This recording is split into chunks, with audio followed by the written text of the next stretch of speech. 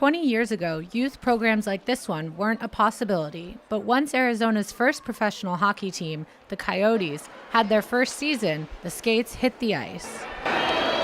New rinks obviously expands the opportunities for people across the valley, and we got rinks all the way as far east as Gilbert, and then northwest to Peoria. The opportunities for young kids to get out and play again has never been greater than it is currently.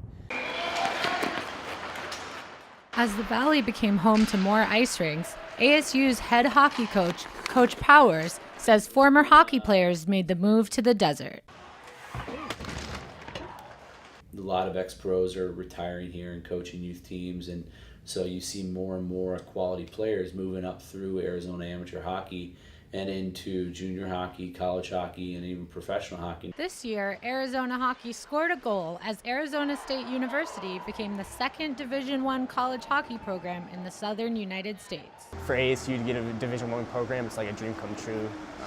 To play at in your own home state and be able to build a tradition with a great group of people, it's pretty awesome. Arizona hockey players have something to cheer for as they watch one of their own, Arizona's Austin Matthews, be the first pick in the 2016 NHL draft. Since he's was drafted first overall as the best teenager in the world, you have a lot of kids in Phoenix now in the youth hockey community that look up to him and want to be him.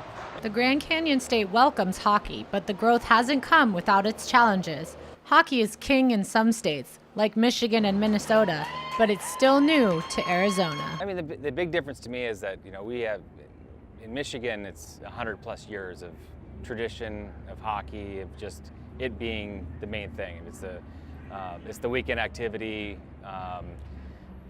It's kind of the top headline on the sports page. And here we know that we're, fifth page. The heat of the Arizona desert also presents problems. You go to Chicago or Detroit, you have all the buildings, plus you have outdoor rinks that are free. And that's the biggest thing, and that's where I learned how to play hockey, was in St. Albert, Alberta, was to just go out at night and play on the outdoor rink and go as long as you want, and it didn't cost a penny. According to a business survey, hockey is the #1 most expensive youth sport. Cost can be a barrier to potential players. That's the biggest hurdle that we have. Hockey is not a cheap sport. The equipment itself is going to run you a few $100s just to get a kid to be able to try it, to see if they even like it, and then you're paying for the opportunity to play on top of that. So, again, going back to my youth, I grew up poor. Hockey was nowhere, it was out of the picture.